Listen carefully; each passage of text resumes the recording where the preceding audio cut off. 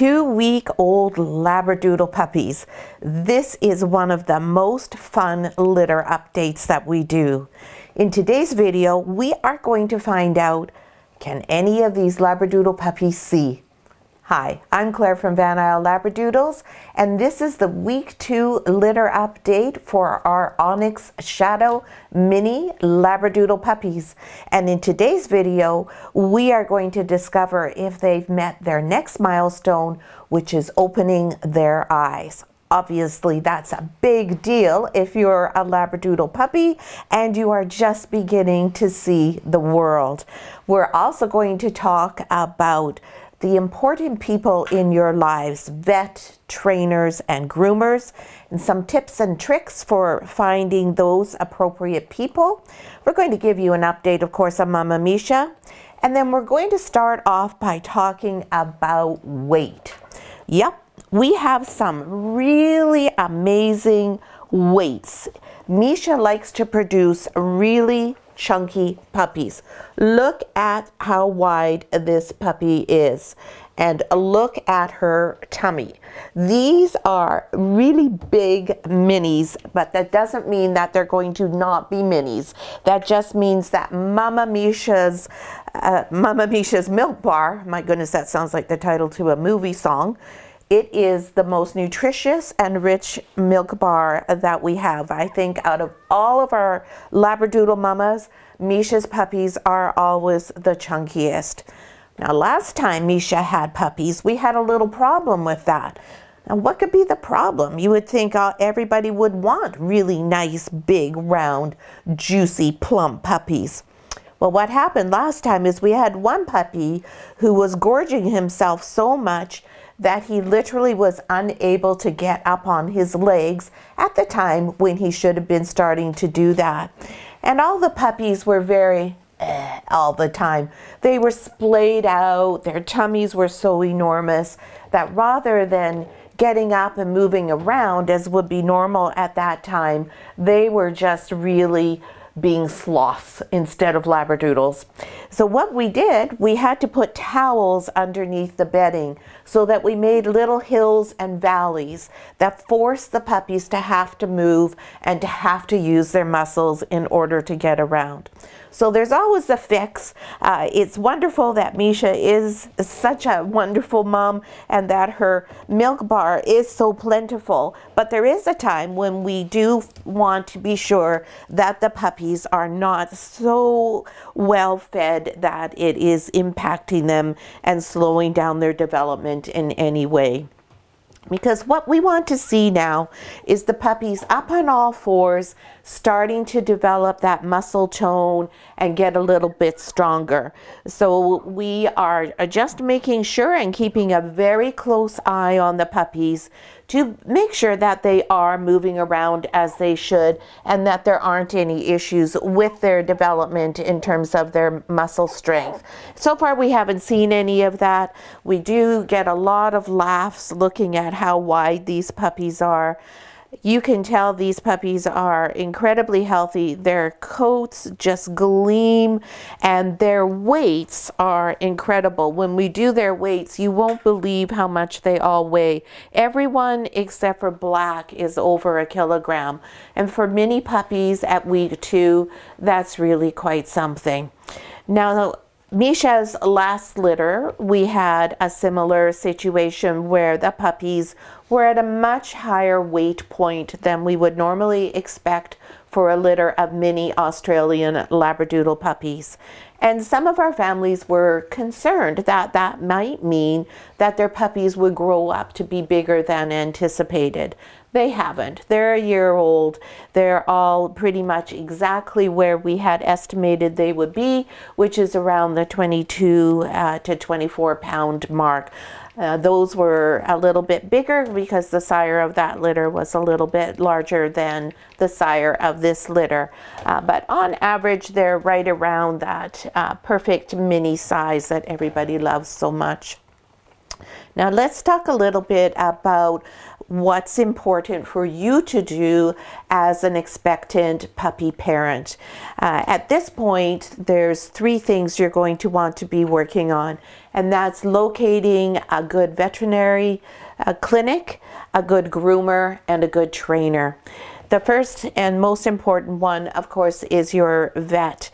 Your vet is going to be a very important person in your life, and you want to make sure that they are someone that you're comfortable with. Now, as you know, there's a big vet shortage in British Columbia, pretty much worldwide, so you may have to go onto a waiting list. But while you're on a waiting list for your first choice, make sure you have made arrangements with a clinic who is taking new patients to have your puppy become a client. You will want to have your puppy going for their 3-day checkup and that's 3 days after you take your puppy home. That's the first time you go to the vet. And the purpose of that visit is not for any shots, not for to be wormed, nothing like that at all. What that is your independent verification from a vet who doesn't belong in any ways to Isle Doodles to let you know that your puppy is healthy, just like we have told you they are. Yes, our vet will tell you that, and if there are any concerns at all, of course, we'll be in touch with you. But this is your opportunity for your vet to say, no, your puppy is fine, there's no parasites, their body condition is good. I don't think that's going to be a question with these puppies from Misha. And then off you will go on your way. And then your next vet visit after that will be made for 4 weeks after their initial vet check here with us, which is when they'll get their first set of shots. And then another 4 weeks after that for their final set of vaccinations. So that's the first person you want to locate. You also want to make sure you're able to determine where you would go with your puppy in the event of an emergency. So find out all of the ins and outs about that as well. Now you can see Pink Color moving around here. You can see she's doing quite well. She was just walking. She's trying to nurse off of her brother there, which is not the most pleasant thing. So we'll just move that and diffuse that situation. She thinks she's still hungry. She didn't have a spot at the milk bar just now, so she's feeling a bit sorry for herself. So you can see how the two of them here are able to get up on all fours. They are able to hold themselves up and move around. And that's what we're looking for. At this point, I don't expect them to be running about. That will be next week. But this is exactly where we expect them to be. And so that's why I'm not too concerned about the fact that they are pretty broad. I mean, just look at Purple Collar Boy here. Look at how wide he is. My goodness. I tell you, there's no shortage of groceries for either of these two puppies here. The other person you're going to want to start lining up right away is your trainer. When you take your puppy home, you want to begin puppy kindergarten classes within a week to 10 days of taking your puppy home. A week is ideal. 10 days would be sort of the outside time frame that you want to get going on that. And the reason why you want to start puppy kindergarten right away is because you want your puppy to come home, spend the first week or so settling in, learning to trust you, learning that this is their home, this is their family, and then you want to make sure that they don't start to develop any tendency to be too attached to you and forgetting that there's a whole world out there. You want them to be seeing other dogs. Their litter mates are gone now, and you don't want them to be thinking, oh, that's it, there's no dogs in my life now. Because if you forget to do that, you'll end up with a dog who may become fearful and hesitant around other dogs, which is not fun for you or for the dog. So puppy kindergarten is all about your puppy being somewhere new, seeing different people, seeing different dogs, and being comfortable in that situation. So for a trainer, anybody can say they're a trainer. The dog industry is not regulated at all. So you want to phone them up, chat with them on the phone or by email, get a feel for them just through that communication. You want to make sure that they know what an Australian Labradoodle is, that they know that they are not an Aussie Doodle, that they're not a Golden Doodle, they're not a Cavapoo or anything like that, that they know what an Australian Labradoodle is, because an Australian Labradoodle responds to training differently than a Golden Doodle or a Rottweiler or a Yorkie. All breeds have their own distinct and individual characteristics and temperaments. So you need a trainer who understands what the breed is all about and how to work successfully with that breed. I would just ask them how many Australian Labradoodle puppies they have worked with, and if they are aware that an Australian Labradoodle differs from others, and ask them how and see what they tell you. Once you've figured out maybe 1, 2, or 3 different opportunities in terms of a trainer, ask to go and visit a puppy class. All you're going to do is observe. You want to go in, make sure that the facility that the sessions are being held in are clean, that they're run professionally, and then when you're there, that you just get that feeling that this is right for you. This is a good fit. You're going to be comfortable in that type of a class with your puppy. Because if you go somewhere where you're a bit on edge, that's going to go right down the leash and right into your puppy's head, and they're going to be uncomfortable too. So the first priority is for you to be comfortable, have trust and faith in the trainer and the whole setup, and that this is a class you enjoy going to, because taking your puppy to kindergarten should be just so much fun. It shouldn't be a chore, and it shouldn't be anything you're uncomfortable with. So go check a few out and decide which one you prefer. You may not have a lot of choice again because of the timing requirements, but usually there are quite a few puppy socialization classes going on. Now, if you're fortunate and you live on Vancouver Island, you have 2 awesome choices. The first one is with our very own Taylor. Taylor has her own business called Positive Results, and she runs puppy group classes for most of our litters. She runs them in Victoria, sometimes Nanaimo, and sometimes in Courtenay. So reaching out to Taylor is something that is always what we recommend you do first. And if you don't know how to contact Taylor, just email me and I'll give you her information. And the other place that we love to work with is Communa Canine, and they're located in Brentwood Bay. It's a bit of a drive, well worth it. Communa Canine has been working with us for many, many years, has done puppy kindergarten and manners classes for multiple Van Isle Labradoodle puppies. They understand Labradoodles, they understand that these are Australian Labradoodles, they understand how to work with them. They also have a fantastic manners class, so when your puppy is around 5 or 6 months old and you want to enroll in an actual formal learning session, that would be the one that I would recommend. Taylor does puppy classes, and she does one-on-one individual training classes, but the actual manners class would be through Communa Canine. If you're in North Van, there's a woman named Ann Taylor. She's fantastic. And if you're one of the really lucky people on this list, then the best bet too is post on our community page, our private page, and ask everyone, say, hey, I live in Victoria and I'm getting an Onyx shadow puppy. Who would you recommend that I go to for training? Who did you enjoy? Same thing for your groomer. Ask everybody in your area for recommendations. And it's basically the same for your groomer. Again, you want to make sure that your groomer knows what an Australian Labradoodle is and that they understand what the proper clip is for an Australian Labradoodle. So ask them to show you pictures. Groomers always have a book with all the grooming they've done. Ask them to show you the Labradoodles that they've done. Take a look and make sure that those dogs look like our dogs. Go to our website and go to the Our Dogs section.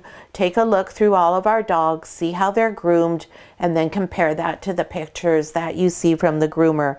Our dogs are all groomed by a wonderful master groomer named Julia. Unfortunately, she's not taking any new clients, otherwise I would recommend her highly. But Julia does know how to groom an Australian Labradoodle correctly. So just look at our photos and go back and compare those to the salon that you're at. And again, in the salon, you want to make sure that it's clean, it's professionally run, that the hours work for you, and just get a whole feeling for the salon. I like a salon where I can see part way in. I don't like it if they have solid walls and all I can see is the reception area. I want to be able to see where the dogs are and observe that. Now, of course, if you're looking into the grooming area, do expect to see lots of dog hair. That's normal because that's what they're working with. So that's basically the main things you want to look for when you are choosing those 3 important people in your life. Now, let's go on and talk about the puppies and today's super fun milestone, which is opening eyes. Puppies don't open their eyes until they're around 14 days old for a reason. It's to protect their developing neurological system. Too much external stimuli too early would be damaging to them. Puppies are born helpless. Of course, human babies are born helpless too, but they can see, they can hear. They can keep themselves a little bit warm. Puppies can't see, they can't hear, they can't do anything other than eat and use their nose to smell. They can't go to the bathroom on their own. Now these puppies at 2 weeks are starting to sort of be able to go to the bathroom on their own without Misha's help. They're starting to be able to pee on their own at any rate. And that is one of the reasons why you see we have pee pads in here now. These are removable, of course, so these can become soiled and changed really easily multiple times in a day. The larger underneath carpet that we have is a little bit harder to change as often because it doesn't go in the dryer. And right now it is raining cats and dogs on Vancouver Island, making it a little bit tricky to get things to air dry. So we have a couple of layers. We have this layer of a small pad, which is really easy to move. Then we have a larger pad underneath to absorb anything that might not make it onto here. And then we have the carpet below that. So we've got lots of layers here. That way, if I don't know, something comes up during the day and all of a sudden we look and we see, oh, those pee pads are wet, but the dry ones are downstairs. That's where our dog laundry room is. We can just quickly whip these out so the puppies aren't lying in their own urine and they still have a pad underneath there. Also, it's here for Misha's purposes because Misha has been doing some excavation in her box and she's been doing some of her own decorating. So she tends to dig things up. She likes to roll the puppies up. So if we have 3 layers, that means that we don't very often then find the puppies down on this plastic layer. This isn't anything to do with warmth or anything like that, but this is a surface designed to be able to be sanitized readily. It's slippery. It's very smooth. We don't like to have puppies on smooth, slippery surfaces because that impacts their hip joints. Their bones are not touching. Their bones will not be touching when they go home with you. Their bones will not be touching one another for several months yet. So we have to be very protective and cautious over these delicate joints. Hip dysplasia comes in part through genetics, but that is the lesser part of hip dysplasia. The more common cause of hip dysplasia is from stress on these joints too early. And that comes right from day one where puppies are born on an inappropriate surface and they don't have traction, right through to when you take them home with you perhaps doing too much exercise, too much repetitive activity with your puppy. We'll give you guidelines about all of that so you know how to do that properly and not potentially damage those joints. So we're very, very careful to be very cautious of these precious joints because hips in puppies are, of course, critical to long-term health and comfort. So now let's discover who opened their eyes, or did anyone open their eyes? If they didn't open their eyes, it doesn't mean anything. It's not a bad sign. It just means that they're not ready or willing to have that external stimuli yet. If they have opened their eyes, great. Usually eyes open anywhere from day 12 through to day 21. It's quite a big window. If we don't have eyes open by week 3, then we do go to our vet and have them assessed. If they aren't open, 9 times out of 10, they just have a little bit of a crust on their eyelid that is almost acting like a glue and not allowing the lids to separate.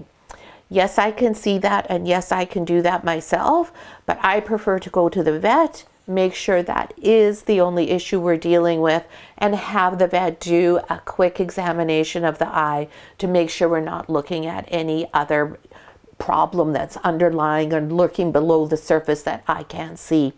Whenever we have anything health related with our puppies, I might be able to feel confident with my experience saying, oh, that's this and this, and we don't need to worry. But I don't ever take that risk. We always go and get confirmation from our vet.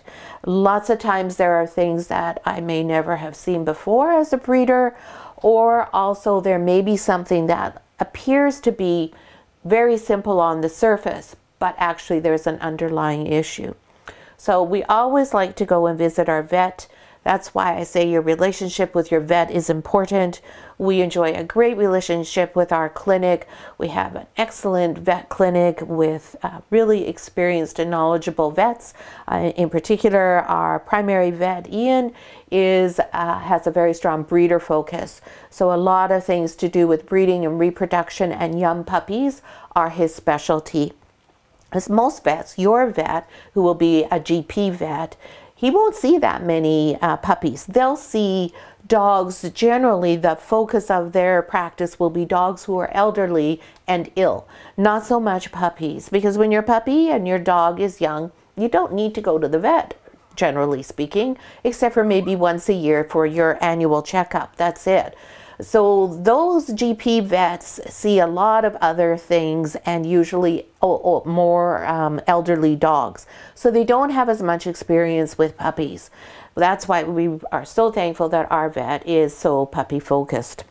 So talking about puppies, let's go through the kids in birth order and let's see what we're going to see. Now, one thing, all of these puppies, if you see their eyes, they're all the same color. They're blue. And that's because all puppies are born with blue eyes.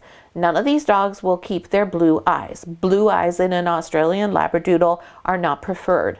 Blue eyes are connected with some health issues. So we don't want to see really light eyes. The lightest we want to see in IB is a hazel. Green eyes are okay in an Australian Labradoodle. They're very rare, but you will see sometimes some green in the hazel eyes. Otherwise, we're going to see a really dark brown to varying through to a lighter shaded brown on Pink Collar Girl in particular, because she is an apricot. And on Red Collar Girl here, we may see a lighter brown color because she is a lighter hue. But otherwise, on the darker puppies, even this one who's a party, then we'll see eyes that are a deep dark color that match their coat color. And that's what we're looking for. Same as the pigment in the nose. So let's start with our pretty little blue collar boy here. Hello, Mr. Blue.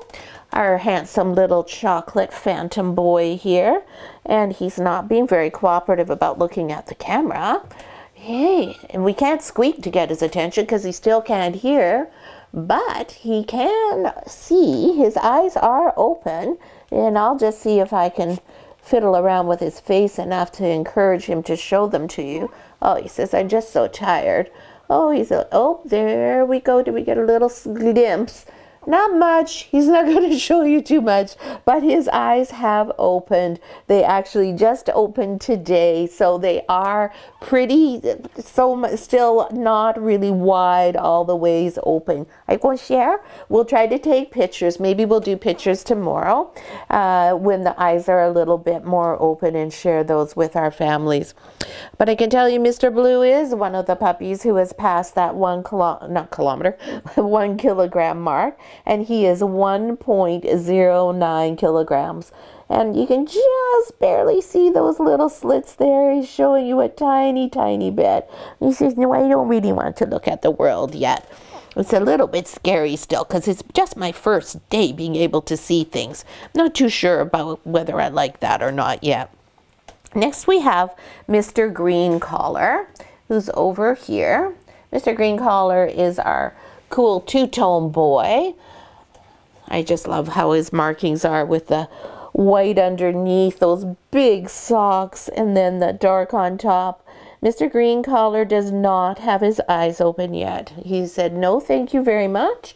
I am not prepared for that at this point. But there are slits there, so I'm going to predict that probably tomorrow on day 15, he is going to have some eyes to show us. But for now, he says, no, thank you. I'll just keep myself in my nice, safe little dark world. And Mr. Green is also past that 1 kilogram at 1.04. Very nice. There you go, handsome. Next is our little red collar girl. Hi, Misha. How you doing? Red collar girl does have her eyes open. And we'll see if she's going to show them to us. She might be a little bit shy about doing that, because she is sleeping. They are all sleeping. And we'll just wait and see if she wants to show anything. Red Collar Girl is tied with her brother Green at 1.04 kilograms as well. And she says, no, I really don't want to show anybody anything. Let's see if I can just bug her enough. Nope. They're being very uncooperative, aren't they? They must just feel that they just don't want to open their eyes too much yet. This is normal. When they very first open their eyes, it's quite overwhelming, as you can imagine. And so they don't tend to open them all that frequently. Next, we have our black collar boy. Sorry there, Pink. I'm just going to move you out of the way for a minute. Hello, Black. Now he's going to be a little bit trickier to see because he is all black. This gorgeous gleaming ebony boy who is actually a phantom, who fooled me at first when I thought he was a solid gleaming ebony, but he has some phantom markings. And he says, yep, no, I'm not showing anybody my eyes either. I'm keeping them sealed shut.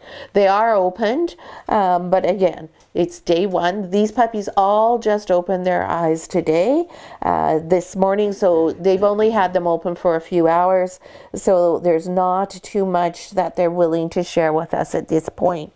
And Mr. Black is still our little guy in the litter, the only puppy who's not over 1 kilogram, and he's 883 grams. So gaining just exactly the way he should be for his birth weight.